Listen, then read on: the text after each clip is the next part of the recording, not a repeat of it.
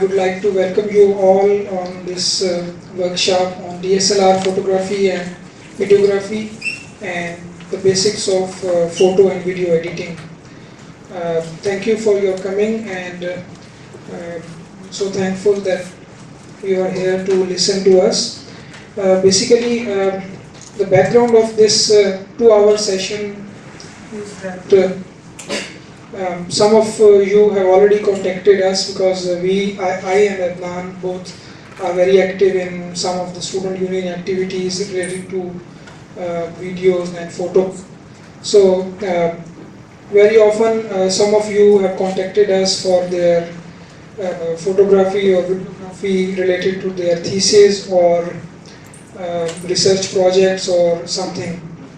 So realizing the fact that all these things which I and Adnan used to do is not a rocket science, it is just basic stuff in this field.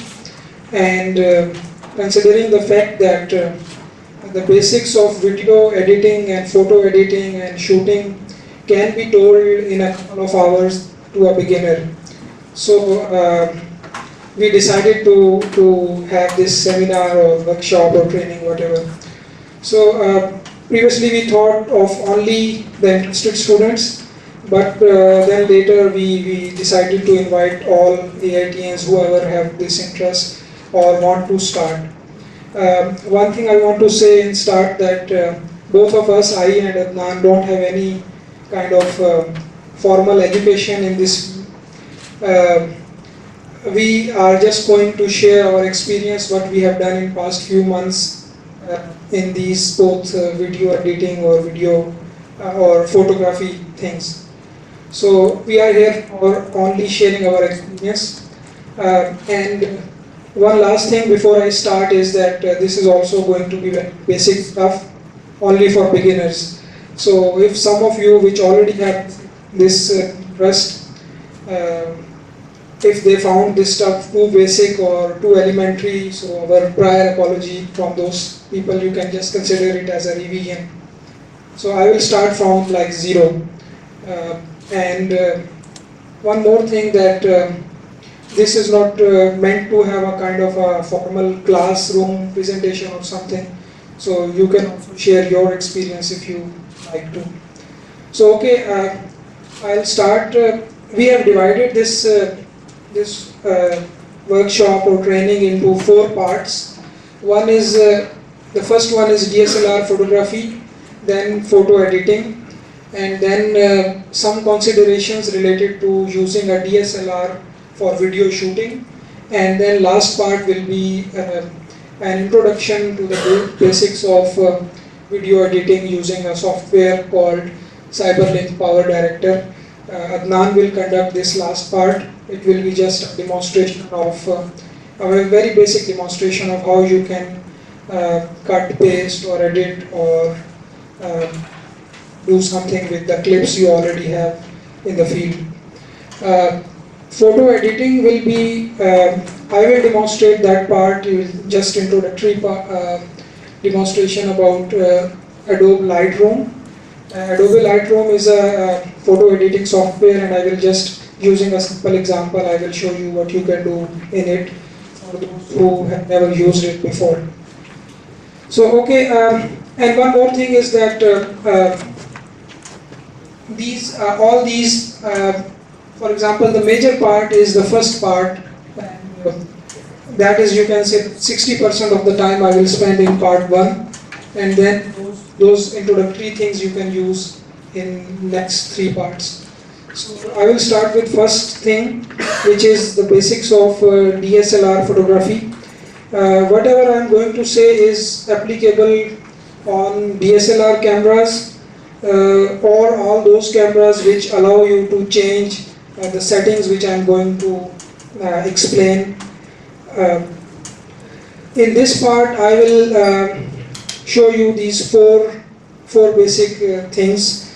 One is the basic terminology for beginners about photography, and then lenses and some technical detail about lenses. This second heading is, you can say, the technical part or the boring stuff. Then I will summarize all these things, and then using a quick slideshow, I will try to show what are the like final things you can take away with you after this workshop. So the first thing is the basic. Okay. The first thing is the basics, the basic terminology. As we all know, I will start with very basic that digital cameras have three categories. We all know these things. I will just go through this thing. The most basic one, which is the 90% of the cameras are point and shoot, which, as the name indicates, that you just point and press the shutter and you get photo. They are all, or most of the settings, they are automatic. And then the other one is digital SLR, which allows you to change all the settings. And this is the real power where it comes in. In between point and shoot, which is the you can say completely automatic, and the DSLR, which allows you to change every setting to form exposure or to experiment. There is one another type which is prosumer, or sometimes referred to as bridging cameras. They are kind of in between the two. So point and shoot camera looks like this, and as I already indicate that most 90% of the cameras are these, and also known as compact cameras. And the DSLR looks like this. Most of, I think, you who are interested in this seminar already have it, and the benefits of this you already know, that you can interchange lens, you can play with settings, you have a lot of control over your exposure or everything. So in between these two we have this prosumer, which are also known as bridging cameras. They mix the user-friendly interface of point and shoot, and they allow some settings also to change. So they are kind of in between these two. So my presentation is going to be about this type of camera, which is a digital single lens reflex. And it has a lot of generations. The entry level ones you can see here, and I think all of us have at least, some of these have some of them. For example, I have this one, but some of friends have almost all this Canon entry level series, and some also have Nikon. So most of the times I will talk about Canon and Nikon. Before I start with the basic terminology, I want to say that every camera have a specific modes. At one end it have a fully automatic mode, which makes your camera full point and shoot. It means that everything is in camera's control, and at the other end you have a manual mode. For example, here this is a dial for Canon cameras. I think most of them have a similar one. So this green scale or A plus in some cameras, it represents fully automatic mode. And at the other end you have this M, which represents a manual mode, which allows you to change everything. And there are some modes in between. So I will talk about only this manual mode, and obviously the basics. If you can learn this manual mode, you can do everything, and you can learn all other things automatically. So this is a manual mode looks like for a Canon camera, and Nikon also have a similar kind of interface with different layout or something. But the basic setting or the position of settings is similar for all DSLRs, or at least this generation of DSLR. So this is like a manual mode setting face or interface looks like. This is another view. I will just talk about the three basic terminology before I proceed further. These three settings, which are basically the three pillars of photography, or the three components of exposure.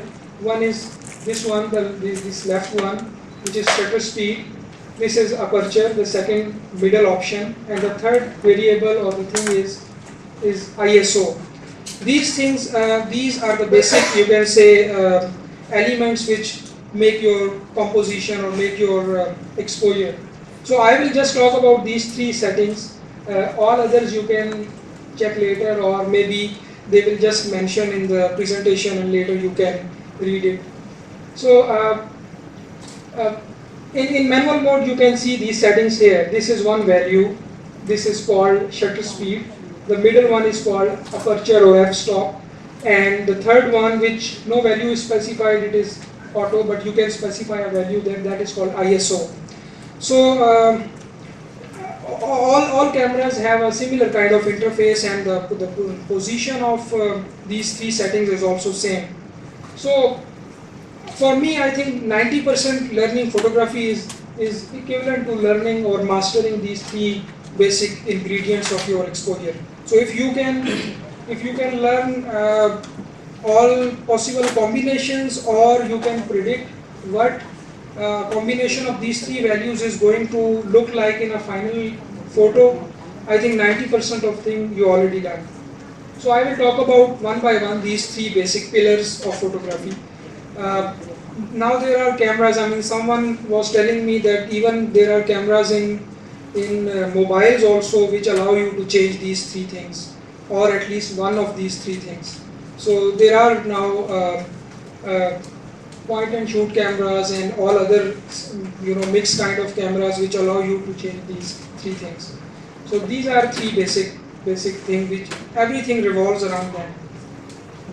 So again I will highlight this thing, that one is shutter speed, one is aperture or f-stop, and one is ISO. And they three contribute towards exposure, but they also have a kind of a secondary function, and I will tell in later slides that shutter speed is okay, it is related to exposure and it is affecting to how white or black your photo is going to be, but also it is related to a thing which we call as motion blur. Similarly, aperture value, which was the middle value in manual mode or in any mode, if you change it, it will affect exposure, but also it changes one thing which we call as depth of field.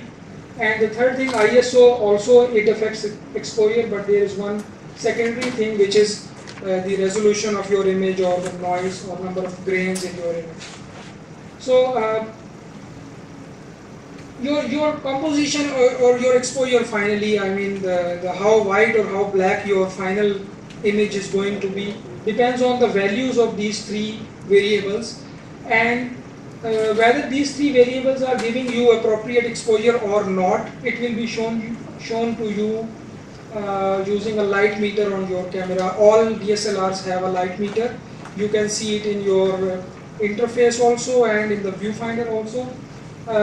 If a dot which is moving on this scale, if it is in the center, it shows that the photo is properly exposed for that set of these three variables: ISO, shutter speed, and aperture. And if it is before zero, I mean on minus side, it is underexposed, and if it is above zero, it is overexposed. It is more white than normally your perfect exposure.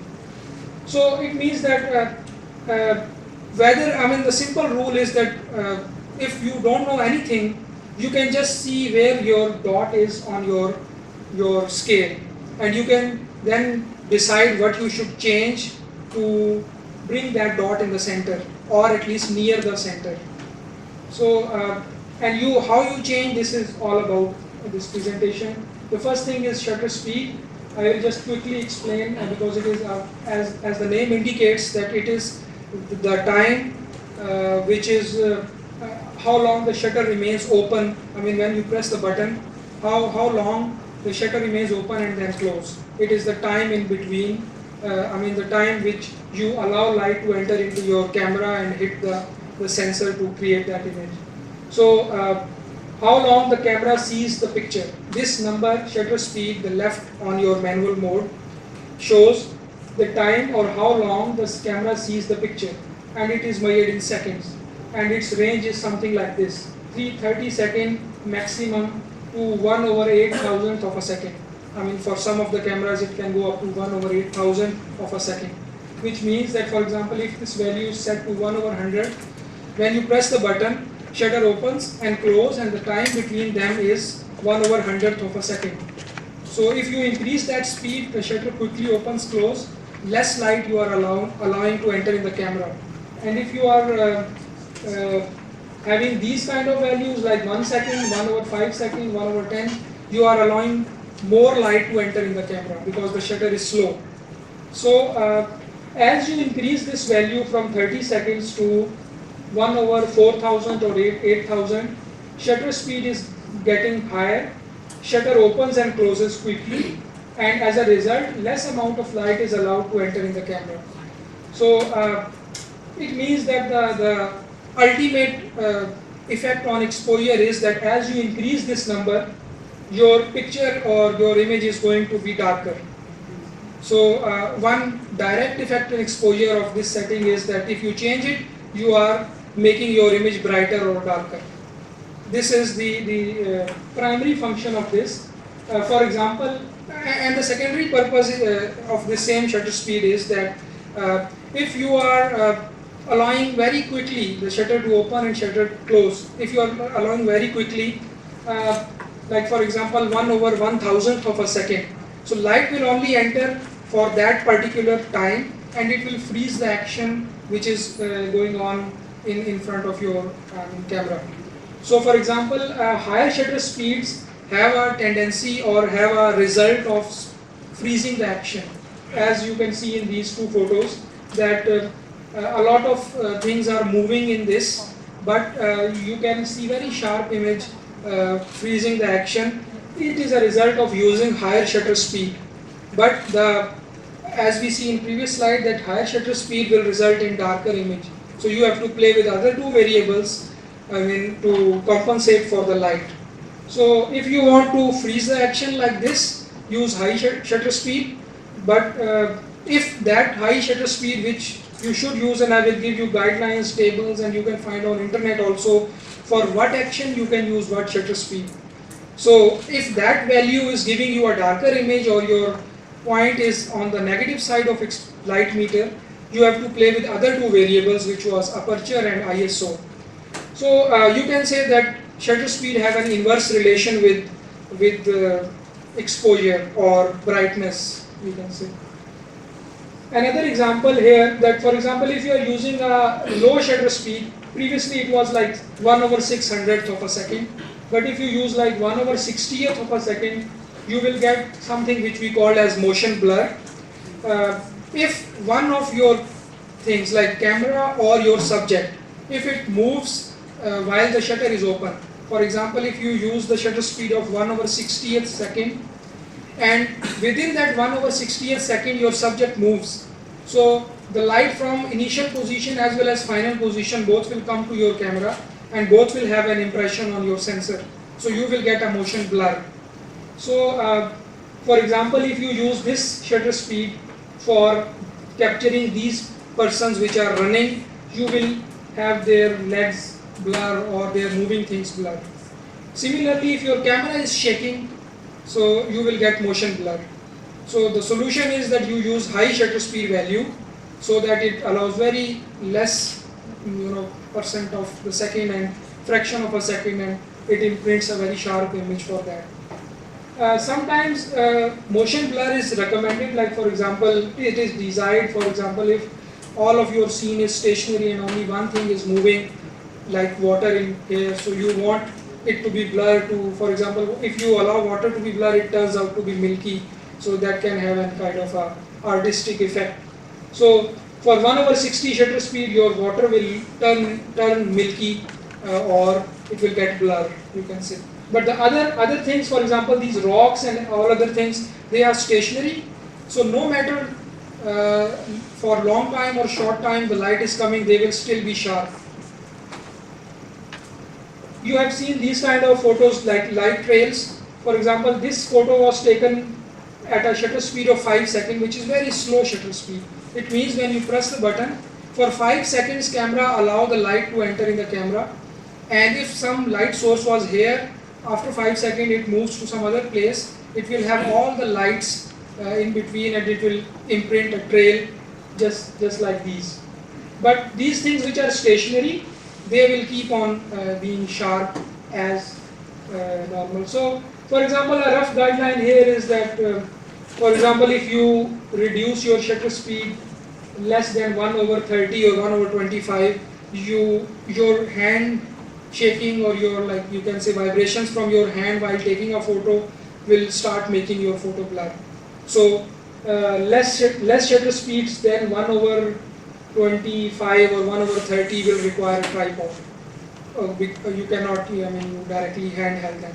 So this photo was definitely taken using a tripod and for 5-second exposure. So this is a kind of a rough guideline, not a proper rule to follow. Later I will tell you in next 3-4 slides that it also depends on the zoom, how much zoom you are using while taking that photo. Another example, slow shutter speed, because the subjects were moving, maybe 1/60-70 will take you to this result, and 1/400, 500 or 1/1000 will give you this result. A very sharp image, but and the moment is freeze. Slow shutter speed, high shutter speed will result in this freezing action. Another thing which is panning, I think some of you have already tried this, that if you move your camera also with a moving object and while moving you click, you can have this kind of result. And this thing is called panning, that you can have a sharp moving object with a blur background, with a motion blur background. So this is one technique you can try, for example. And what value to use also depends on the object is moving towards you or moving across you. For example, here, if you take photo at 1/30, you will get this result, but at 1/500 you will get this sharp result. And the same 1/30 was, I think, enough if the subject is coming towards you, and this is using that panning technique. So it also depends on whether the object is coming towards you or is going across you or perpendicular to you, what value to use. A low shutter value can work for you if it is coming towards you.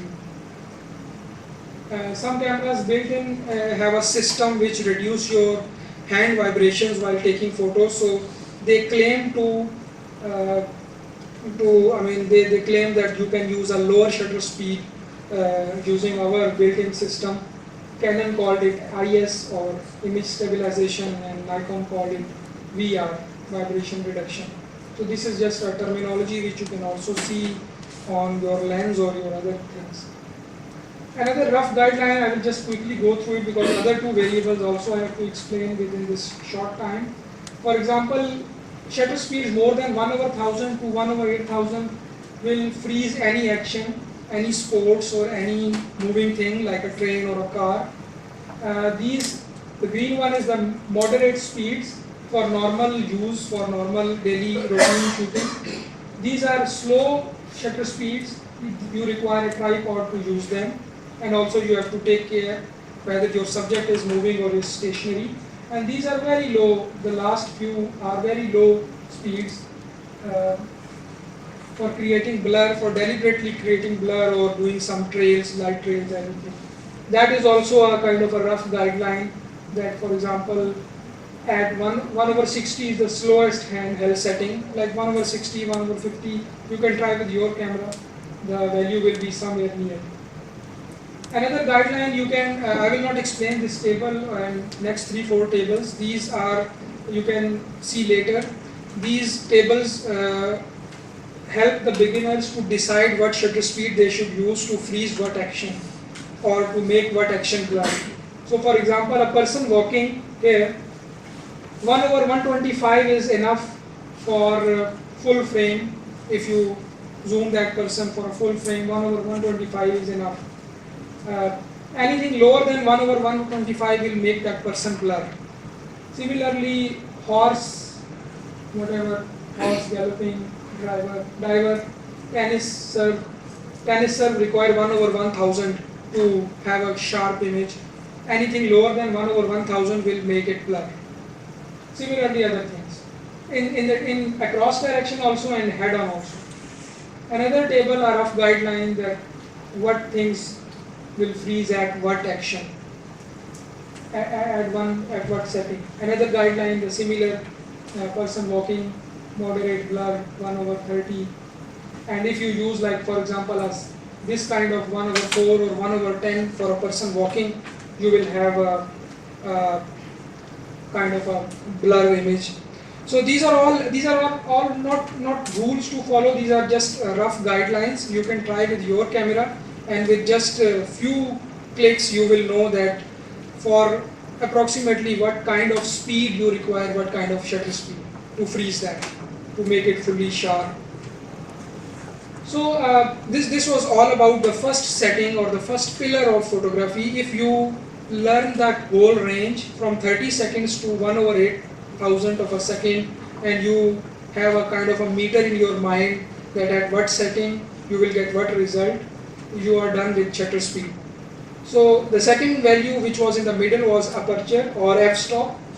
Its value is something, it has this kind of format: f1.4, f2, f2.8, and it goes up to f22.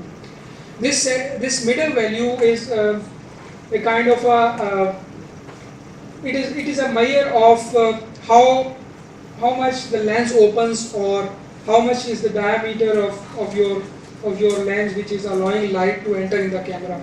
For example, f1.4 means that the opening is very wide while taking that photo, and f22 or f16 means that opening is very narrow. So it is another parameter, the second parameter, which is controlling the amount of light which is entering in your camera. So for example, it is measured in stops. For example, one stop means that the light is, if I say that the light is one stop higher, it means that it's almost doubled, and one stop lower means the light is cut to half of what it was previously. So the aperture is measured in f-stop, and it has values something like this. So the larger the f-stop number, the smaller is the lens opening. f11 is the smaller opening than f4, and it goes up to f22 for some of the lenses. An important thing is that shutter speed was related to camera body, but this aperture is a property of lens. So if you change the lens of your camera, it will have its own aperture, its own values. So it is a property of lens basically. So for example, if you shoot at f-stop 5.6, which is somewhere here,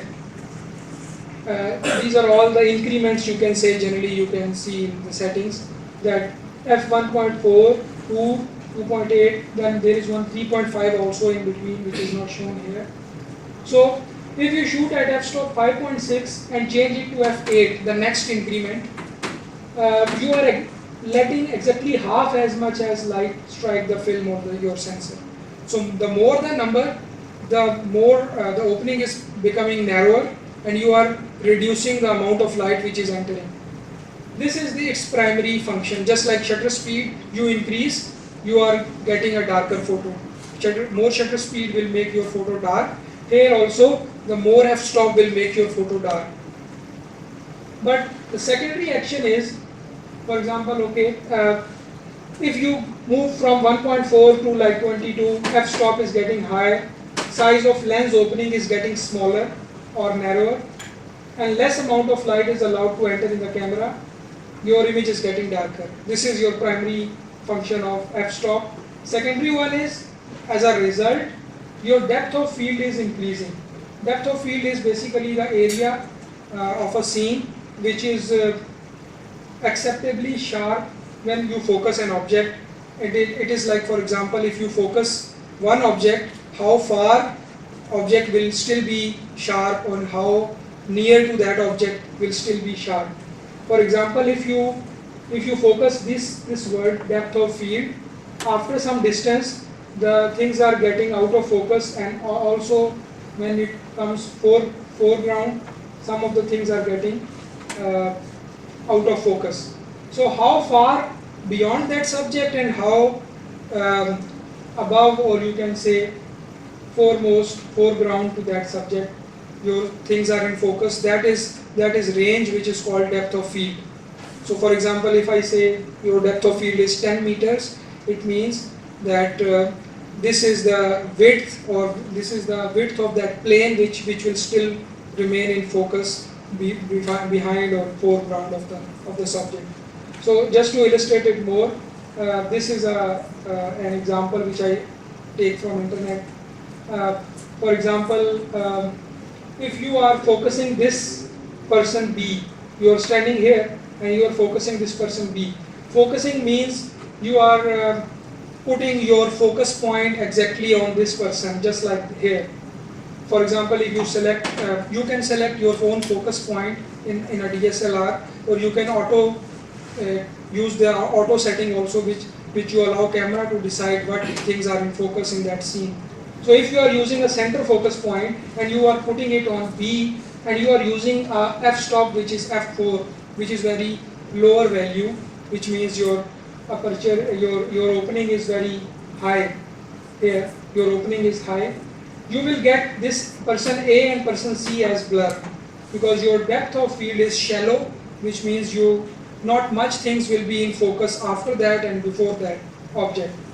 So only this small plane which is shown between these two black lines, that plane will be in focus, other than will not be in focus. But if you use f22 and use a very narrow opening, and if you just any of one A or B or C you focus, all three will be sharp, all three will be in focus. So it means your depth of field is very high or increased because of using f22. But again, at f22 you are allowing less light to enter into camera and your photo is getting darker. So you have to compensate it with other two variables, with the other two, you can say, exposure components. So a quick example, that depth of field at f3.5 is very shallow, which means the background will be blur, and at f22 background will also be sharp, just like normal you are seeing. So another example, for a landscape you will use obviously a smaller, you will use a high f-stop value or a very narrower opening, you can say, so that everything you want to be in focus. And if you are doing something like this, or taking some portrait or something, and you want to separate an object from its background, you can use a low aperture value, or f4 or f3.5, or as low as you can do in your lens. So another illustration, I already explained that, for example, if you are focusing this red person, some other persons behind that and foreground of that will also be in focus, and that is basically your depth of field. So and it is not equally divided, it is 1/3 in front of that person and 2/3 at the back of your focus point. And this is an important point when you are taking group photos and you have, like, for example, 2-3 rows of the people, and generally the tendency is to use the lowest f-stop value in order to separate those people from background or something. But this guideline will help you in deciding which row you should focus if you have more than 1, 2, 3 rows of people standing, and all of them you want to be in focus. The last thing is ISO. ISO scale is something like this: 50, 100, 200, 400, 800. It goes up to 6400 for some of the cameras. And unlike shutter speed and aperture, this value is directly proportional to exposure. So the first two values were inversely proportional. You increase them, you are getting darker photos. But here, if you increase them, these values, you are getting brighter photos. Basically, this value is your sensitivity, measure of sensitivity of your camera to light. So, for example, if you have less light, you have to use a higher ISO value. But just like other two variables, this one also have a secondary function or secondary result, and that result is that if you use a higher ISO value, you will have more noise in your photo. You will have more grains in your photo, especially in the areas which are dark. So Increasing this value will increase your exposure or make your photo bright, but you are inducing noise in your image. In normal day-to-day shooting, you can use these values 100, 200. If some indoor like this, you can use 400, 800 also. But 1600 and 3200 will have a lot of noise in your photo. So these higher values are not recommended, although they will even make your photo bright in night also. So 100, 200 is enough for sunny conditions, and if it is some darkened room, maybe 400, 800, but not more than 1600 or 3200. Just a quick example that this is at ISO 100 and this is at ISO 3200. It is not much clear, but this photo is far more grainy than this one. This one is smooth, this one is grainy. So this is the effect of using higher ISO values. Although they will make it bright, this is more bright than this, but it will induce grains.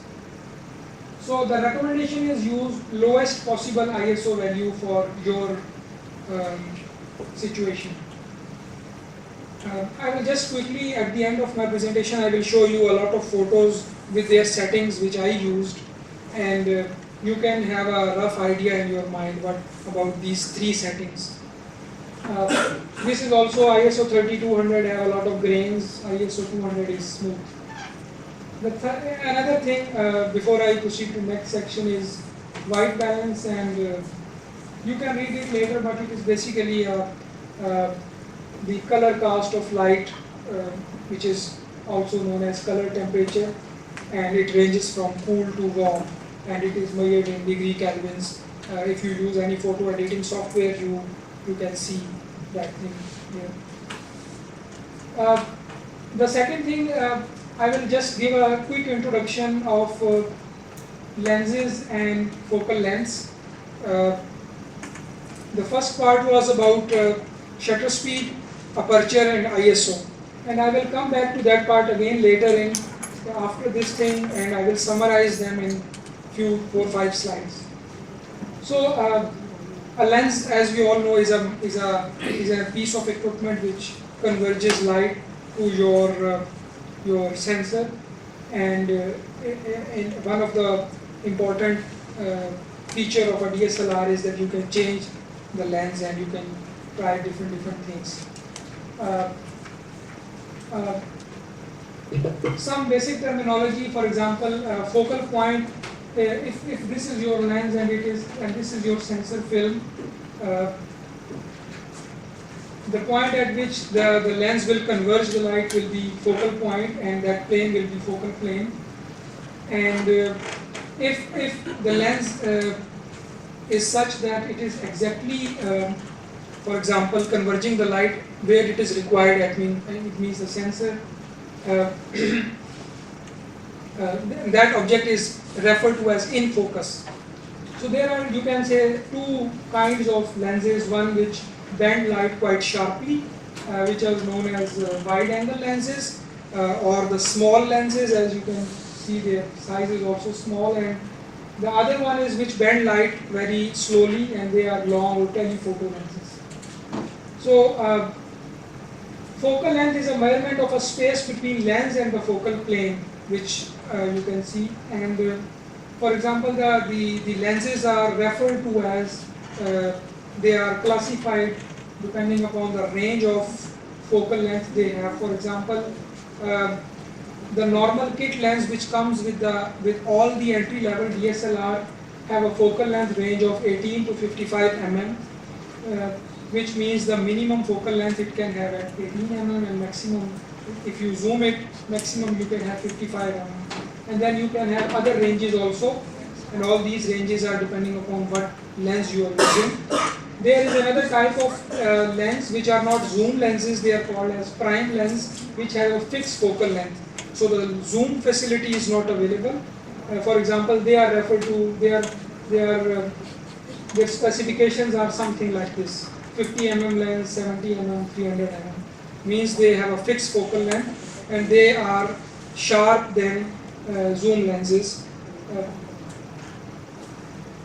most zoom lenses sacrifice speed for flexibility because they give you a lot of flexibility for zoom in, zoom out, but they are less sharp. So this number, this 18 to 55 mm simply means, 18 mm means that your focal length is 18 and it is full zoom out for that particular lens. 55 mm means that it is full zoom in for that particular lens. And 55 to 250 mm simply means that the zoom capacity of this lens, where it finishes, this lens start from there and it zooms it further more up to 250 mm. You can have an idea if you have two or more lenses to compare. You can easily develop your sense about this. How much mm of focal length is equivalent to how much zoom? You can easily develop that. So okay, for example, this is a rough guideline. If you have a 16 mm lens, this outer white background will be your perspective, and it will keep on converging towards center. For example, here 35 mm lens will have this much zoom level or perspective. I hope you can now have a feeling kind of thing. 35 mm is, by the way, equivalent to what you normally see. So if you have a lens which has a focal length less than 35 mm, you will find a photo which is more zoom out than what you normally see with your naked eye. And if you have a lens more than 35 mm, you have more zoom in. So a kit lens, for example, if this is one entry level DSLR, its kit lens, you can see the focal length value is written here somewhere, 18, and the other end is 55. So you can move between 18 to 55. 18 is the full zoom out and 55 is full zoom in. You can rotate that way. A prime lens look like something like this. No zoom facility available. It is short and it is more sharp than the other one. A telephoto lens, which is like, for example, this one is 55 to 250 mm. So its lowest zoom is the highest zoom here. So and it goes up to 250 mm, very high. So you can focus very small things from large distance. There is one small thing about perspective, that for example, if you are using a 28 mm wide angle lens, the smaller lens, kit lens for example, and you are near a no parking post or somewhere and taking this photo, it has a more meaning of depth, or the things are shown more deep than normal. For example, if you go away from the same post and zoom in using your telephoto lens, the longer lens, zoom in approximately to the same level. So you can see that both posts have the same height. One is while you are taking near to that post, and the other photo is you are going away from that post and then zoom in. So this photo is the same scene, but both have different perspective. This has less meaning of depth in it. The car you can see here is looking more close to your post than here. They both are the same scene. So your perspective can dramatically change with the lens. So going away from your subject and then zoom in will have a different result than taking a photo from near to your subject. And that difference you can observe here. You have seen these kind of photos, for example, that plane is, it seems that it is about to land on this highway, but basically this photo would have been taken from very far using a telephoto lens. So the perspective is looking something like this. A lot of other photos also you can find on Google where the sun is very big and the other things are very small. So you can change your perspective using these things also. Okay, I will skip that because it is not clear. Another example, 28 mm lens, from very close you are taking a portrait, and then the same portrait you are going very far, like from that end to this end, and then zoom in to the same level. You will have a different photo of the same person. So your perspective is different. Just last few things. I'm sorry if I'm telling something which is too much detail, and you already know that, but okay. Depth of field, which means how far the things will still remain in focus, it depends on not only f-stop but also how much zoom you have, or the focal length, and camera to subject distance. So in short, I will just skip this detail, and I will tell you that if you want your subject to if you want it to be separate from its background, just go away from that subject and zoom in, and then click that subject. So for example, if you are using a telephoto lens here, 200 mm, its depth of field is very small, and if you are using 85 mm lens or some wide angle lens, its depth of field is more. So in nutshell, I mean, it depends on your zoom level also, it depends on your camera settings also. So the ultimate guideline is that if you really want your subject to separate from its background in day-to-day routine, just go a few steps away from your subject and then zoom into that subject. It will definitely separate it, and obviously use a lower aperture value. You cannot do it using higher aperture value. That is the basic requirement. So another example, f4.5 will give you this result, and f19 will give you everything is sharp here. So it depends on what you want to show to your to the person. In simple point and shoot cameras, they set their aperture value such that it is okay for normal shooting, indoor shooting, your parties, your family gatherings, everything.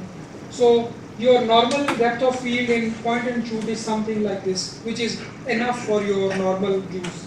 But in DSLR, you can really change it, you can play with it. So a lens specification is something like this. Okay, I will skip this detail, and I will go to, okay, this slide, maybe, yeah, this slide, that everything about your lens is written on its outer ring, and you can read it something like this. So this, I will just show you one thing. 18 to 55 mm is its focal length, or the minimum or the maximum zoom level which it can have. 18 to 55 is written somewhere here. Yeah. And f3.5 to f5.6, yeah, here. f3.5 to f5.6 means that its lowest aperture which is possible will be at the lowest zoom, and that will be f3.5. And the highest, and if you zoom it to the 55 mm, the lowest aperture value will increase to 5.6. You cannot reduce your aperture value from this f3.5. This is what it means. So for example, if you want very low depth of field, this lens is not okay for you. You can have another lens for f2.8. So all the desired things cannot be found in one lens. This is the normal kit lens with f3.5 lowest aperture, and it goes up to f22.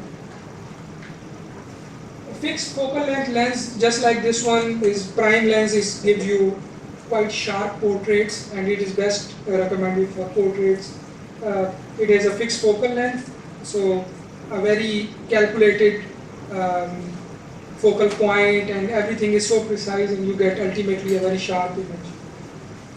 Okay, I will just summarize it, whatever I have said in terms of settings, to just develop the feel of new beginners which have DSLRs, but they usually prefer to use the green A or the automatic mode.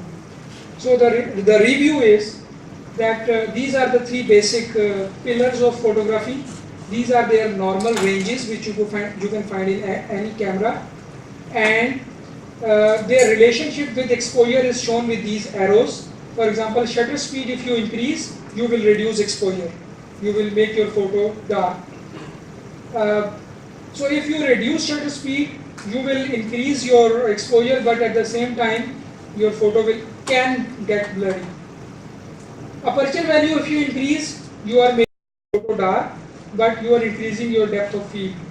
ISO value, unlike the other two, have a direct relation with exposure. If you increase ISO, you will have high brightness, but at the same time, you are inducing noise.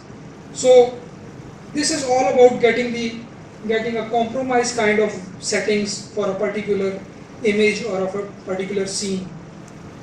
This is also rough guidelines based on this slide. If you just read this, you can guess that, for example, for speed, for sports, your shutter speed should be a matter of concern, and you should use high shutter speed, something like this.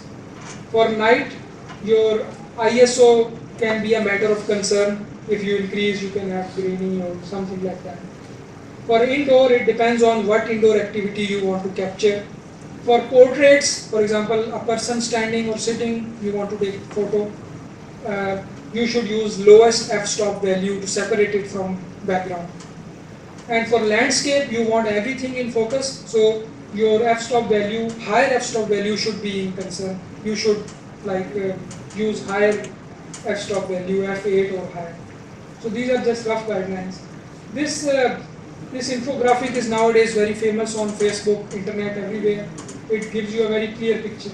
For example, if you are increasing your f-stop value, aperture value, so your depth of field is increasing, means your background is getting more sharper, and here is the sharpest. And the lowest value of f-stop, your background is blurred. Maybe sometime, most of the time, this is the desired result, and some of the time this is the desired result. Similarly, shutter speed, if you are at 1/1000, you can freeze the action. But you are reducing shutter speed, you are getting motion blur more and more.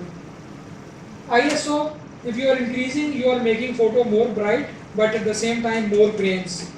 So this is a summary kind of photo which can show you settings for all these parameters. Another thing, similar relationship. Another infographic, same thing. It is showing that ISO 3200 has more noise but more bright also. And for example, 1 second will have motion blur, 1/4000 will have sharp image. There is, you can say, kind of a compromise you have to always do between shutter speed and aperture, because both have inverse relation with exposure. So if you are increasing one, you have to reduce other to compensate that effect. For example, here f22 will give you a very high depth of field, which means the background is not blur, it is still in focus, but 1/4 very low shutter speed will make it motion blur.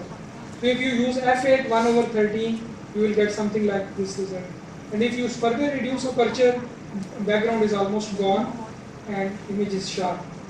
The same result, you can go through these slides when you download on your things. Another graph showing the reciprocity, that 1/60 shutter speed with f2.8 will give you the same exposure as 1/8 with f8. So if you increase one thing, you have to reduce other thing if you want to balance their contradicting effects on exposure. So you have a lot of these shooting modes on your DSLR, and all these, you can say, simply are the subset of this manual mode. I mean, for example, for landscape mode, what it does is it tends to use higher f-stop values because you want everything in focus. And in portrait mode, somewhere here, for example, portrait symbol is this. In this mode, the camera will tend to use lower. It is an automatic mode, but the camera will tend to use lower f-stop value to separate your portrait with the background. Okay, I will just skip these all detail. You can read this. I will just go to this last part, a quick settings slideshow.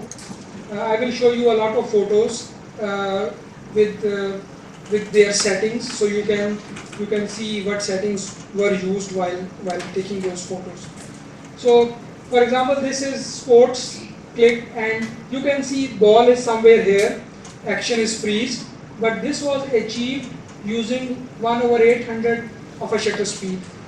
I mean, I have tried it for 1/400, 500, I was getting blur, moving things were getting blurred, and at 1/800 I got this sharp enough to see.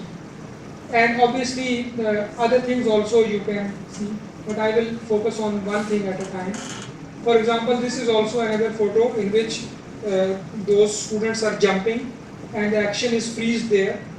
So I observed that anything less than 1/800 was getting their faces blurred. So you have to use 1/800 or more than that in order to freeze them in that. And sharp enough also. Another more photos like the ball is here is freezed at 1/800. Here ball is here somewhere 1/500. And it depends on how much speed your object is having, so you have to increase it furthermore. Ball is again still here and it is at 1/500. More photos, 1/250. Here their speed was not that much high, it is not equivalent to ball, they were jumping and going down. So 1/250 was enough. But I have to increase that ISO to 800. Usually I recommend it to be 100 or 200 for sunny time, but it was in the evening, so maybe 800 with 1/250. And the lowest f-stop value, because I don't want any background to be to come in the photo. And this is the full zoom out of my kit lens, which is usually with Canon and Nikon. This Milton Bender indoor, 1/52nd, because there was not much movement, so 1/50 was okay. So if I increase with 1/50, the image was getting darker. So it's all about getting these three values: ISO, shutter speed, f-stop, which provides you your right exposure as well as your desired result also. Another one from our culture show, maybe 1/100 works here because she was, I think, still at that time. But I have to increase ISO because of night environment. Another example, 1/60. They were not in motion, by the way. They were at the end of their dance and they were posing something like this. So 1/60, I was in search of that time when they will stop for a fraction of a second and then click. So 1/60 worked for them. It looks like they are dancing, but they were giving pose in a static mode. So this is during dance. So I have to increase 1/125. Here 1/160 because she was moving. Indoor, for example, this is a photo from Korea House.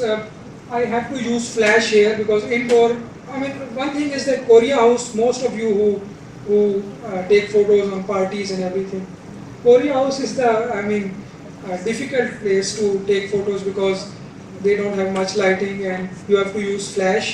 So I also use flash, but you can see the result. The middle part where the light reaches is the brightest one. So nothing much you can do about that. So 1/80, but with flash.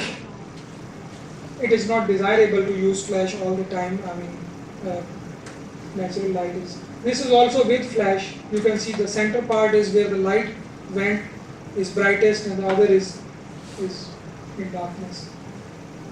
This is another example, 1/1000th of a second, because that person was moving too fast. So 1/1000th of a second freeze that motion. Outdoor landscape, for example, this you can see is that background is blurred and this subject is quite sharp. I use the minimum f-stop, which make this effect. And I was quite far away from this plant. For example, 55 mm shows that this kit lens, maximum zoom of this kit lens, 55 mm means this. So with this value, you can have a feeling of how far you are from your object. 1/200, their graduation photo, the caps were in air, and I have to have them quite sharp, so I use 1/200. And f-stop, f8, maybe because I wanted all the background also. You can see this is quite sharp background because of this f8. And another photo, this freezes the action at 1/500. and it is quite sharp. There is no motion blur here at 1/500. Another example, I was quite far from this. 1/16 means that I was using this long lens. 1/16 is that I was using a telephoto lens more than 50, technically more than 50 mm I think, or 55 mm. Any lens more than that is considered as telephoto. So 1/500. Night photography. This is a shutter. I use a shutter speed of 30 seconds, the lowest possible value in my camera. And I think it's not clear, but you can see stars here, which you cannot see with naked eye. The light was keep on coming for 30 seconds. It makes a final image. So you can do these kind of experiments also. You can search on internet. Another example, 8-second shutter exposure. So I use a tripod here, and I just to learn something, I click this photo. 8 seconds of exposure. This also 8 seconds beside Korea House. It was all dark, but 8 seconds gives me this enough amount of light to have this photo. Another one, 1/2000 of a second. The plane was moving and I was using full zoom, 250 mm. 250 mm means the maximum zoom of the normally used telephoto lens. So I have to use a very high shutter speed, 1/2000, something like this. 1/4000. Here I have to compensate for very high brightness coming from sun. So I go up to the last end of my camera using f20. Is very narrower aperture and 1/4000, very high shutter speed. Still I got this photo. 1/5 second will give you some moving light source, something like fireworks. 1/10 second, this photo you can see. So using these photos you can develop your feel that what value of shutter speed will be used for what occasion. Portraits, I have to use you have to use the minimum possible aperture to separate it from background. So f3.5. Here also another one. Background is blur. I was quite far from the subject, and f5.6 was the minimum possible aperture I used at that time. F-stop is not that much low. Why the background is nicely separated from subject? The reason is that I was quite far from the subject. So the same guideline that if you want to separate it, you just go a few steps away from your subject, zoom in and then click. So maybe with slightly more aperture also, you can have this effect of background blur. Another one, I was using f5 and I was quite far away from and again f-stop is not that much low. It is not f3.5 or f2.8 something. It is f5, but still I am getting that effect because I was quite far from person. Another one, background is blur, f5.6. You can see the result. Another one, background is blur, f5. I was quite far. And now I will show you a few more.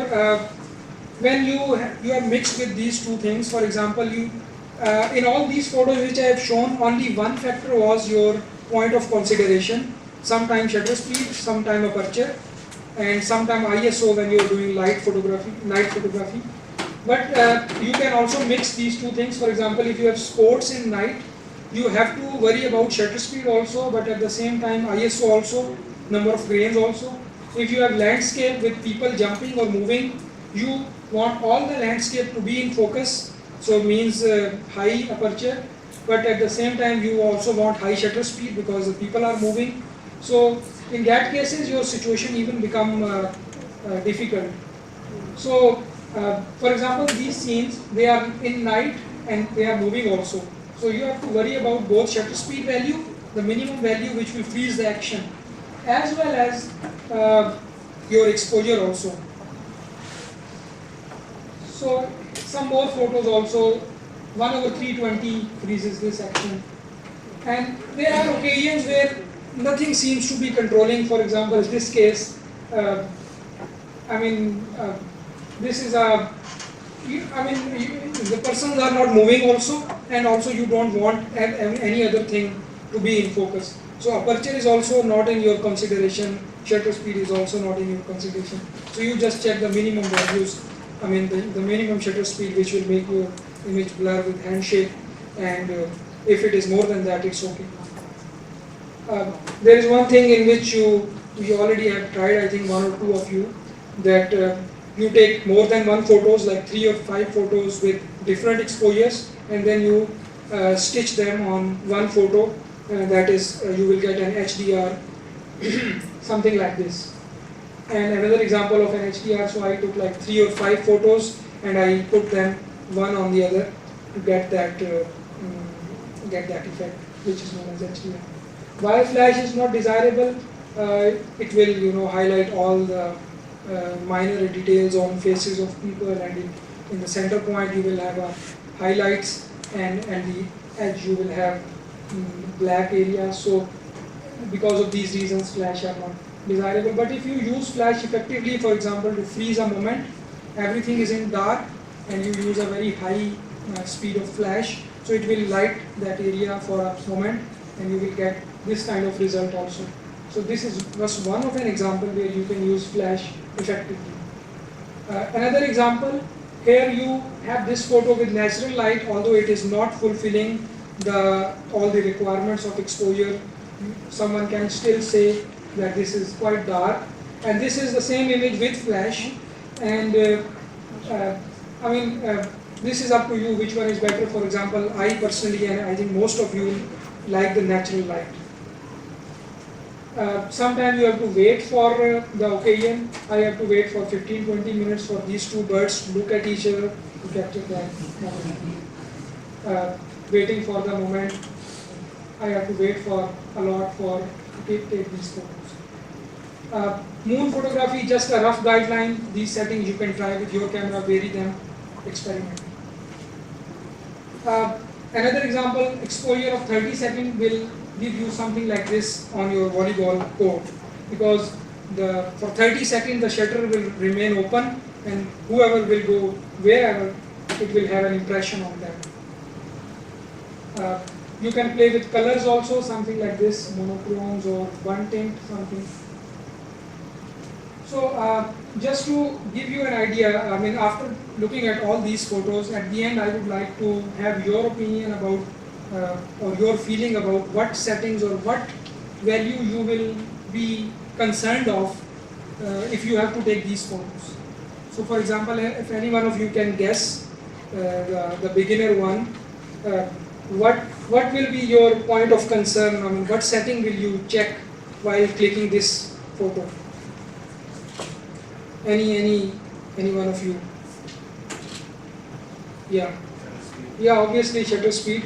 I hope I'm trying hard to give you some feeling, but okay, I don't know I'm succeeding or not, but okay, shutter speed is the main point of concern here. For example, you want to freeze that action, so maybe 1/500, 1/600, take 3-4 photos and check which setting is the minimum which will give you the sharpest or the freeze action.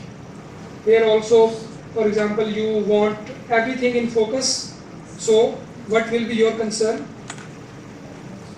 It is a landscape. So, yeah, high aperture value should be your concern. So, if you can focus these rocks, you still want these plants to come in sharp enough. So, high aperture value should be your concern.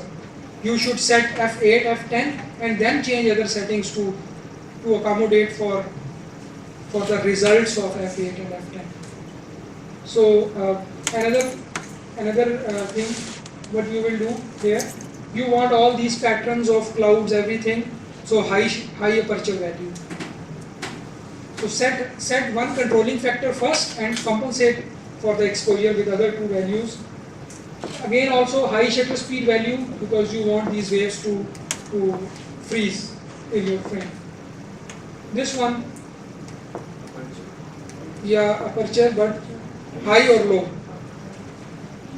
Low aperture, because you want only this thing in focus, AIT, this globe. Every other thing can be blurred. So low aperture value, maybe f3.5, f4, f5 maybe if you are far from this one. Again low aperture value because there is not much background, so there is no need of increasing aperture, by the way. Here, what is this? I mean, what settings you would recommend for this photo? Siam Park. It is a landscape and you want everything to be in focus.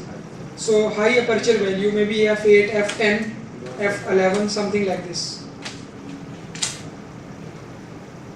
This one, again Siam Park. Shutter speed, yeah, of course, because you want to freeze this action. This is very fast, so maybe 1/500, 1/600, something like this. This one, maybe ISO also because it is in indoor light, but low aperture for a portrait. So you don't want any background. So see, background is blurred. Here, shutter speed because bird is moving very fast, so you must have 1/800, 1/1000, something like that. What is wrong with this photo? There is a message in here. This is like, one of the first photos I took, and I found that I was lacking in one very important thing. I was very good in settings and everything, but the thing which is wrong, if you observe, is that no one is looking at me, and they are like, they are not happy with this. Look at their faces. The reason was that they were facing sun. So I was very good in all these settings and everything, but if your subject is not happy with your, position or something, you can't do anything. What do you think is different in this photo? We have like hundreds of photos of AIT Globe. Whoever comes here wants to have a photo with AIT Globe. But what do you think is different in here? Okay, I will just, because I'm in a hurry, I have to give some time to Adnan also. So the difference is the perspective. I took this photo from the roof of that corridor. So if you use a different perspective for the same thing, you can end up with a very nice image. So try different perspectives also. A different perspective, SV is there, but I put my camera here on road.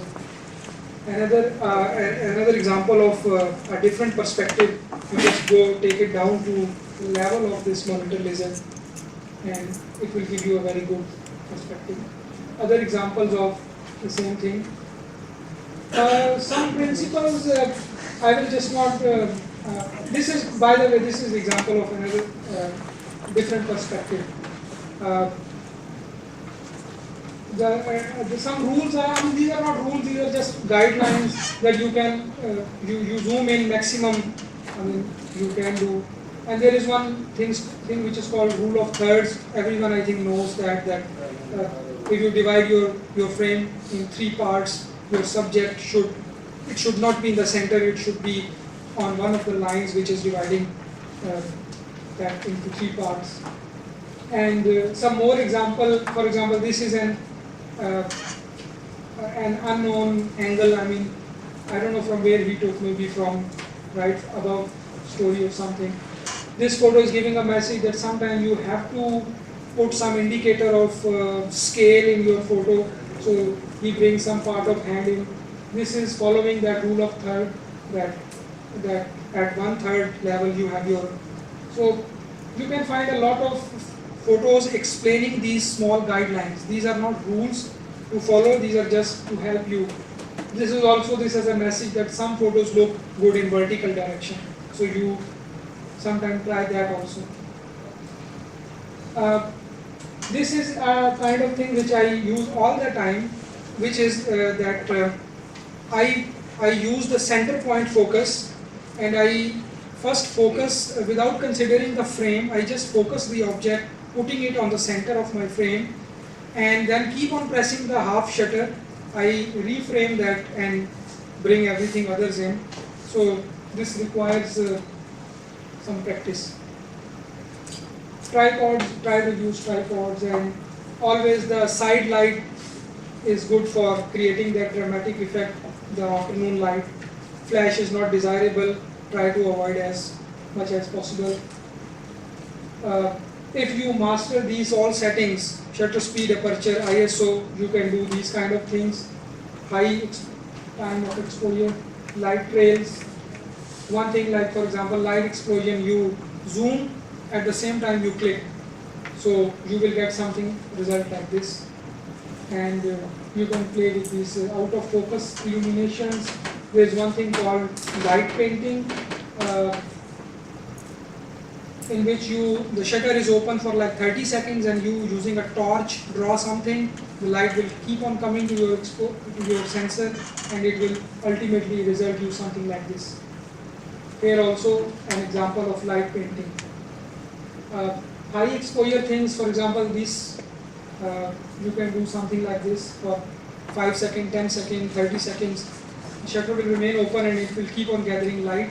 You will get something like this. Fireworks, again, low shutter speed or high exposure time. These are some guidelines for fireworks. You can read them. What values will do what. Okay, I will just quickly in last 5 minutes of my talk, I will demonstrate this Adobe Lightroom, how you can start editing, how you can just import it and do something to change some of the features of your photo already you have. So okay, just to give you an idea what you can do with in Lightroom is that this was the final photo which I think uploaded on Facebook, and this one was the original photo out of my camera, straight out of the camera. Again, this was the final and original was this one, so I crop it, change it. Another my display picture, original was this one basically. This photo in front of 108, original was this one. This one is a portrait and original was this one. So these are the things you can do in Lightroom. This which I already shown you, original was something like this from camera. This photo was originally something like this. This is the original photo by the way, and I made it something like this in Lightroom. Again, original photo and then the edited one. This was the original photo and I did something experiment and made something like this. This is also original and this is the edited one. This is original and this is edited one. Again, this is original out of the camera, and then this is, you can play with colors also, everything. So a lot of photo editing softwares are available.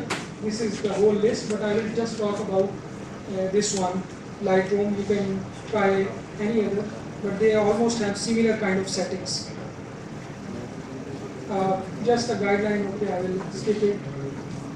One last thing I will tell you before I go to actually Lightroom for a 4 or 5 minute demonstration. There is a file format called RAW. In Canon cameras it is called CR2. The file extension is .cr2, and in Nikon I think .nef.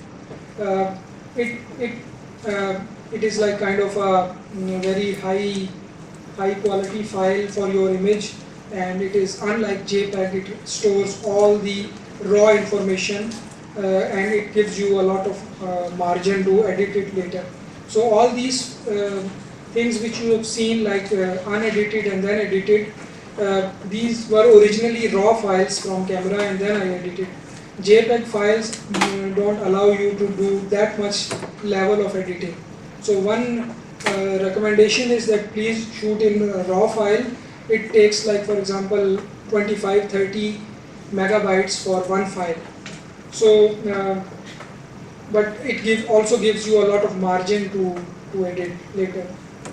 So, I will go to now a quick demonstration for Adobe Lightroom.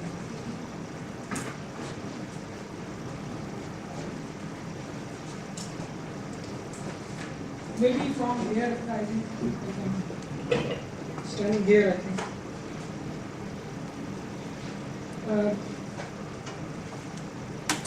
when you open it, we have already given you the link for downloading this and you can install it.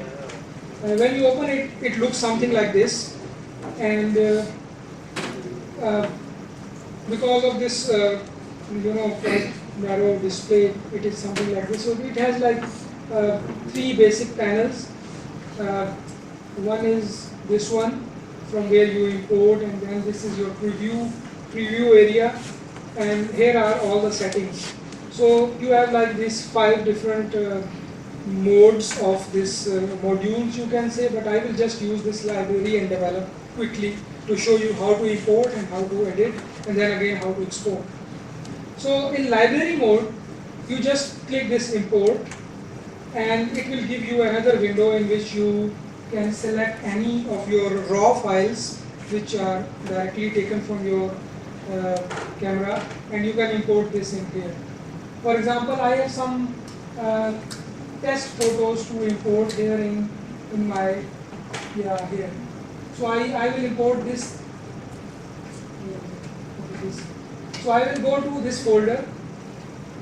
In desktop, you can go to C and text. These are those 5-6 photos which are in that folder. You just check all and import. So these photos are imported here, and you can, by the way, move that to here, and you can also move this thing. You can use these sliders and everything. You can customize the view. So okay, just click one photo and go to develop. This is your main area where you have to apply changes, and then from here you just export it out. So for example, I customize this view, I move it somewhere here, and I also move it somewhere here. So this is your first photo, and it is a raw file. It allows you to change everything with some limitation depending upon what settings you use at that time. One important thing is that one benefit of using low ISO values is that they allow you a more margin of editing them later. If you use a high ISO value like 6400, 32, 1600, it will already have a lot of grains, and editing margin will not be much as compared to ISO of 200 or 400. So for example, this is your raw file, and then these are all your settings. These are all your settings which you have to change, or you can play with them. For example, I will, okay, one by one I can show you. I may not be able to tell everything, but okay, this is your crop. You can crop your photo, and you can, whatever you click, a separate module will open which only were related to that thing. And for example, there are some basic parameters. This is your exposure, and the scaling is such that it is matching with your DSLR values. For example, if you increase it to 1 plus 1 value, it is as though you have shoot your photo with 1 stop more in your light meter in your camera. So that light meter in your camera is I mean, this is very similar to that. So you can reduce that exposure also. So you see, if you reduce exposure, you have more detail coming. So maybe this photo was slightly overexposed when I take that photo. So you can reduce some contrast. You can vary depending upon what you like, and a lot of other things. Highlights you can reduce. It will only affect the brighter parts of your photo. Shadows will only affect the darker parts of your photo. For example, here only the darker parts are affected. And clarity is something like a mixture of sharpness and contrast, so you can increase or reduce it. Vibrance is something related to colors, and saturation is also the raw colors, increasing raw colors. And you can also apply, like for example, highlights. You can apply some tint, for example this one, and you can apply some tint, or you can dramatically change things without compromising on the resolution of your photo if you shoot in RAW. So these are some of the settings. You can contact me later if you want to know something more, or because it has a lot of other things. For example, this graduated filter. When you click this, another set of properties come in, and it will only apply to that area which is in that graduated filter. For example, you just can draw a filter here, and whatever settings, for example, exposure, if you want to do low exposure, it will only affect that part which is above that filter. So you can apply something like this. There are one is graduated filter, and then for example this one is very important option, adjustment brush. When you click it, a new set of settings will open, and those will be the same settings such as the basic settings. So whatever you change here, for example, if you increase exposure, and you can reduce size of your brush just like Photoshop or something. So whatever you do, it will only affect that part in which you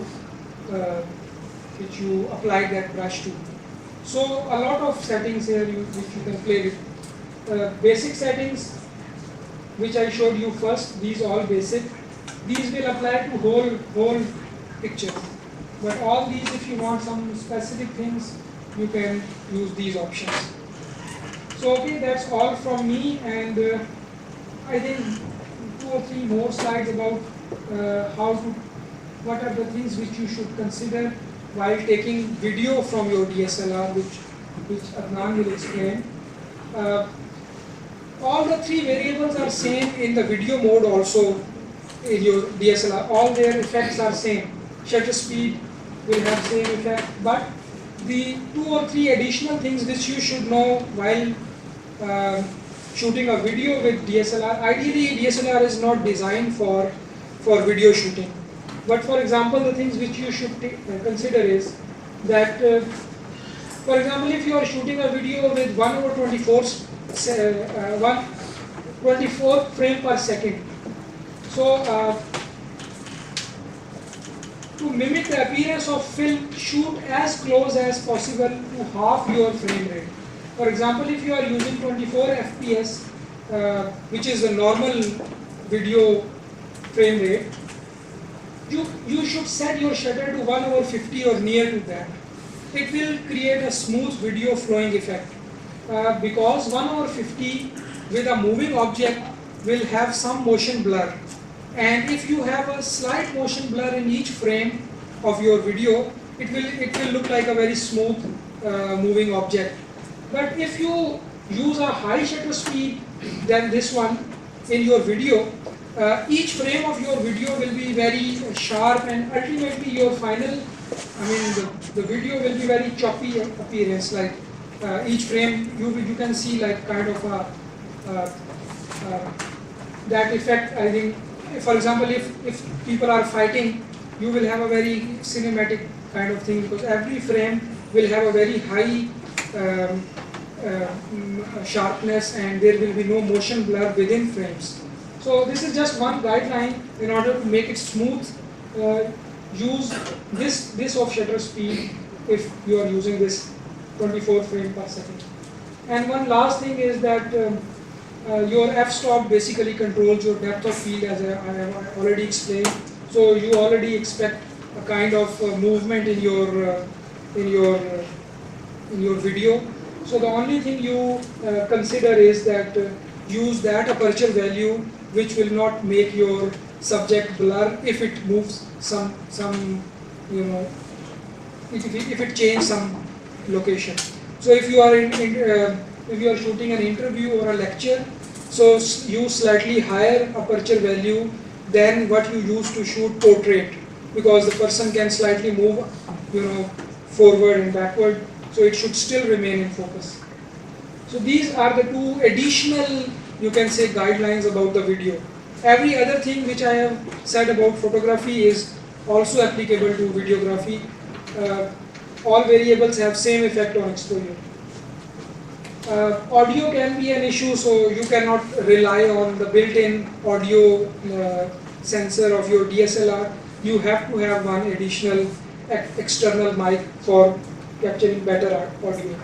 And also there is no smooth zoom in a DSLR if you are using a DSLR for shoot for video. So okay, that's all for my side. Once you have those raw Videos, Adnan I think will tell you about how you can export them into video editing software and how you can use some of its features. So thank you. I hope I've tried, but I don't know how much percent I am succeeding in giving a push to entry level photographers or some people who have interest in. I know that some of you would found it so basic content, so maybe kind of a review for you people. So thank you from my side.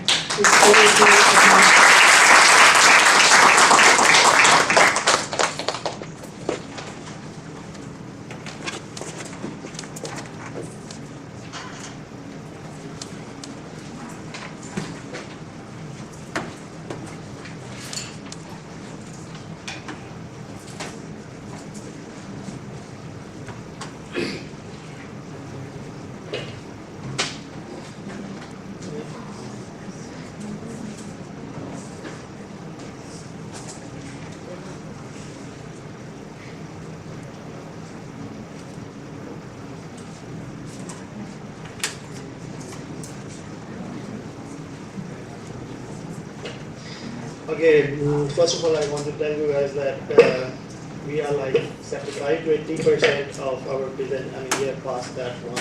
So thank you, Fawad, for giving me some time for the last part. And I would like to welcome you guys for this video editing tutorial. So this will be like very quick, not very basic, not very like it's very basic. So this is the contents. We will have an overview of video editing. Then I will tell you about what software Cyberlink, Power Director, and about how to make a project in that software. And generally, all the softwares they have common interface. They have common procedure how to go through a project. So video editing is basically an art, like just like cooking.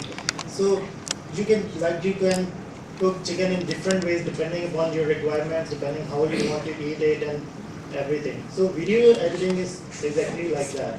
Video editing all depends upon your requirements, how you want it. You can make it very simple, you can make it very complex. It all depends on your requirements. So what is basically video editing? All of you know that it is an art of manipulating your raw footage. You get footage you have already made some video and you took it and you just process it to look it more better as per your requirements. So what are the basic goals of video editing? I mean, generally we have these goals. Like for example, we have a long footage. We want to cut out the unwanted footage from the video, or choose the best footage. We have many clips. We can choose the best footage from those. Or create a flow. We have a story. We want to make a story. We want to make a flow. So we do editing for that, and add effects, graphics, titles, music, and yeah, and give the video a particular language. For example, we want to give a message. We want to add some text in that. We want to make a story out of that. So all of this we can do in video. So previously we used to have like camcorders and we take cassettes from those and put in televisions, but now we have softwares to process those cassettes of that footage, and then we can see them on PCs or TV. So there are many softwares in the market, and you can use any of the softwares. It depends upon the person, it depends upon your requirements. Some people are comfortable with more simple software, some are comfortable with the more complex software depending upon your requirements. So one very basic software is Windows Movie Maker. It is available, it is free, and it is very basic video editing tool. It is great for beginners. It's free. You can get from internet. If you don't have, you can install it, and it's very good for start learning the video editing. But there is some drawback is that it has very limited editing options. And the one we are going to talk about is the Cyberlink Power Director.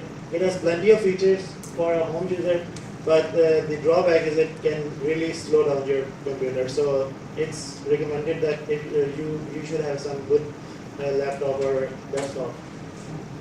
So now I will explain this software interface. Generally, the interface or the options or the procedure in all the softwares are same. So this is whenever you will open this software, this will be the first window that you will get. So we have like first one is the library, second one is the preview monitor, third one is the storyboard or timeline, and the fourth one is the taskbar. These are the four main things that we will get. So I will explain each of them one by one. So the library, in library you will import all the media files that you want to work with. Like if you want to make a slideshow of photos, you will import in this one. If you want to import some video, you will import in this one. And all the data, if you want to add some sound, you will have to, first of all, you have to import in this one. So whenever you will import, it will ask you to import from your computer. You will import the file. For example, this is a video file, and when you will import, that thing will come first of all into the library, and you can see the preview of that video in the second window. This is the preview bar. So similarly, you can add many files in this one, like photos, videos, whatever, sounds. The next one is the storyboard or the timeline. This is the very main part of our software. So in this one, what we have to do, that we have to build a story. I mean, whenever we are going to make a video or a project, we have to build a story depending upon our requirements. For example, if it's a drama, you have to start it. You have to make a start. You have to tell them the story, and you have to make a finish. So we will arrange on this storyboard or on this bar. We will arrange our videos, footages, all the pictures and sounds as per our requirements. So we have to make a story now. So we just click. We will just click the clip whichever we want, and we will drag it over here. So it will be on the storyline. Similarly, we can put as much clips as per our arrangements on, I mean, like pictures, sounds on the storyboard. And the last one is taskbar. So in the taskbar, you have many options. I mean, whatever you want to do. The first one is this media room, in which all of our media files are in this room. The second one is the effect room. We can add many effects. I'll show you on the software after this presentation. And the next one is the object room. We can add objects like clouds or like boxes in our video. And the text room, we can add text from here. And the transition room, we can use transition between one or more than two files, one or two files. Okay, so this is the summary of all this. We have four, like library, preview monitor, storyboard, and taskbar. It's pretty easy. I mean, it looks complicated, but it's easy. So video editing process is pretty involved. Like I'm not going to detail it. I will show you over there.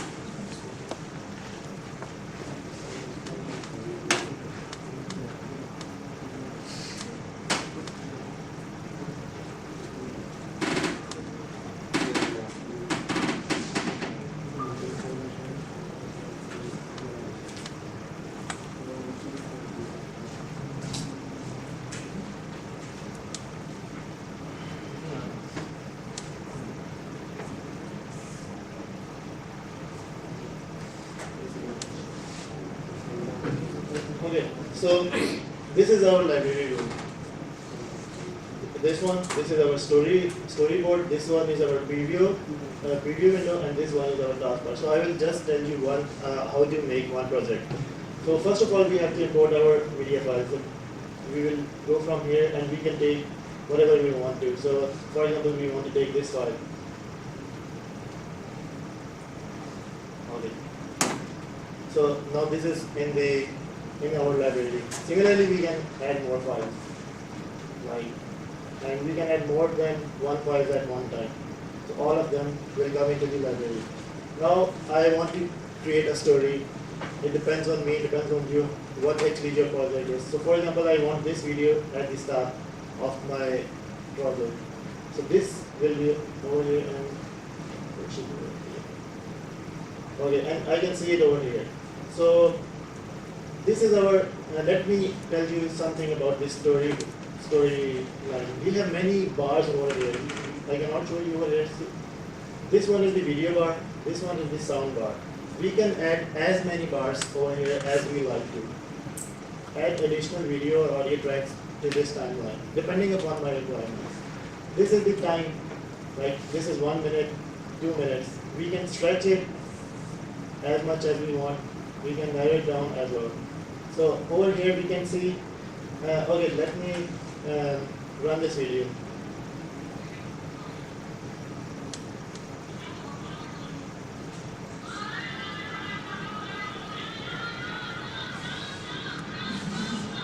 Okay, so for example, I'm working with this project. First of all, I mean, what I want to do that I want to cut down the unwanted space in this project. If I run and see, there is some space at the start that guy is not entering. So I want to cut that down. I don't need that one. So I can move it over here, and I can see, okay, up till here he's not here. So I want to cut this one. So there are different ways to cut it down. Simplest is to split it. Split it, and I don't want this one to be here, and delete it. So when I will remove it, it will ask me that should it leave it and remove and leave the gap, or should all the project move at its place? So it depends on you. So similarly, at the end, if I go at the end, when this scene is ending, after that he started looking towards the camera. So I don't want that to be a video. So similarly, I will split it and remove it. Okay, so this is the way to split. This is one of the tasks. So this is the one of the basic tasks. So, okay, for example, I don't want the audio of this video. So what I will do that I'll just mute it. Right click and mute it. Now if I run it, you cannot hear it. Similarly, I can add pictures in this one. For example, I want this picture after this video. So what will happen that when I will run this movie, after this picture will come. And similarly, we can keep on adding, and we can keep on making our story. I mean, video, then picture, depending upon our requirements. Okay. For example, I don't want any audio from any of these, and I want to add my own audio. For example, I want to put some other music or something. I can take the music file and I can put it in a separate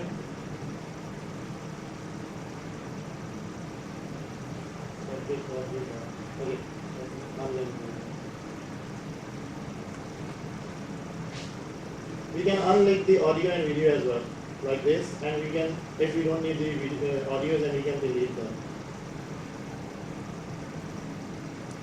And now I'm adding this, for example, I'm adding this music over here. So when I will run the project, so that song will play along with that video. And okay, so these are some of the options. Now let me tell you about this taskbar. So this is our media room. Next one is our effect room. So there are many effects over here. It depends upon us that which effect we want to use. For example, there is black and white. I want to make my video black and white. So I apply that effect, and now my video will be black and white. Depending upon my requirement, depending upon your project. And there are others as well. For example, I want to put fireworks in this one. So I'm not sure whether see there are fireworks now in this one. And then okay, this is about the effects. For example, I want to add some objects. There are limited objects right now over here, but we can download from the internet. We can, for example, I want to put this cloud over here. So I'll just add it on the timeline on another taskbar, and when it will reach over here, this cloud will appear. So this is our thinking that how this is like making a picture or making a story. So this is, I mean, we are the artists of this story. So you have to make the story as per your requirements. Then very important thing is text. How to add text. If I click over here, you will see there are some options of text. For example, we are doing this text. We can add it on a different track than video. I mean, we cannot add it on the same track. If I will put it over here, and for example, I want it over there, and I want to edit this text. We can either split it, or we can either like just stretch it or narrow it down. Okay, just double click it, and this is my title. I want to change it, like for example, this is whatever title this is. I want to change the settings of this. I can take out any style which I want to, which suits me. I can change the font over here. I can change the color. And many other settings. It depends on our requirements. And we have one more thing we can do. We can apply the motion over here as well. I mean, how this is the like starting and ending. How this text should come into the video, and how it should, and when it is leaving, how it should be. Or we can like leave it without that, depending upon our requirements. And this one is very important, the transition. Generally, it is very useful. Between the two files, I want some transition. For example, this video between these two, and this is ending and the next one is starting. So how it should, if there is no transition, okay, let me play this. If there is no transition, suddenly the next one will come. But if I put this transition over here, so now there will be a blur effect in between these two. So there are many options like this. Fade, broken glass, center, whichever we will put over here, it will be applied between these two. It again depends on our requirements. And okay, what else?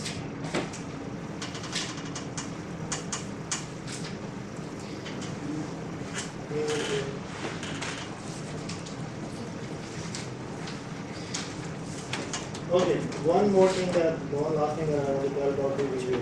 That we can play with the video as per our requirements. For example, I selected this video. There are some options over here. I can use these options. Okay, this is the split I already told you. This is the trim, almost same as split. For example, I am going to the power tools.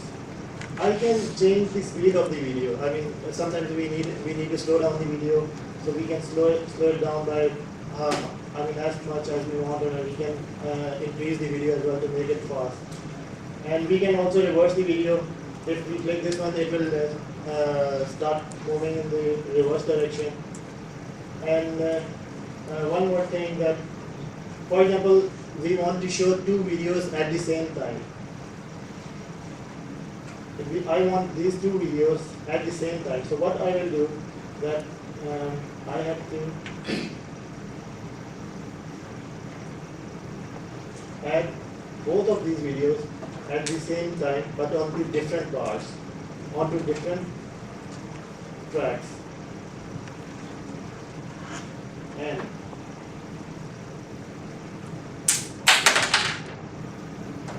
And then I have to change the size of this video as per my requirement. Now we can see the previous video as well and this video as well. So when I will run this one,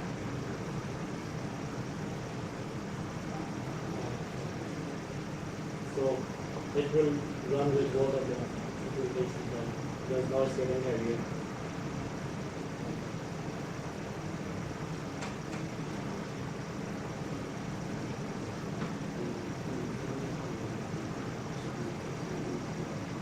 Okay, I will not run it over here right now because it may crash. My computer may crash over here. So, anyways, the last thing is that how to produce a movie. So this one is the produce section over here. It's very simple. Okay. So there are many options, many file formats, whichever we want, AVI, MPG2, MPG4, whichever suits our requirements, depending upon the quality which we want, depending upon the aspect ratio. So this, we just have to do this, and I cannot show.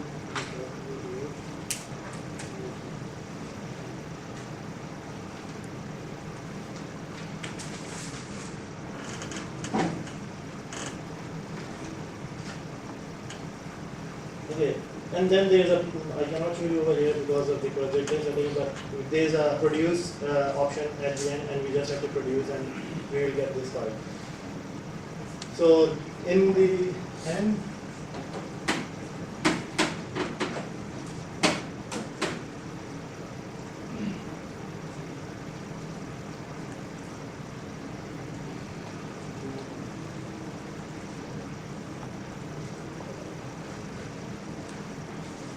okay, there are some tips and tricks that always shoot, whenever you are shooting your video, keep editing in your mind that how to edit it. It will be easier for you.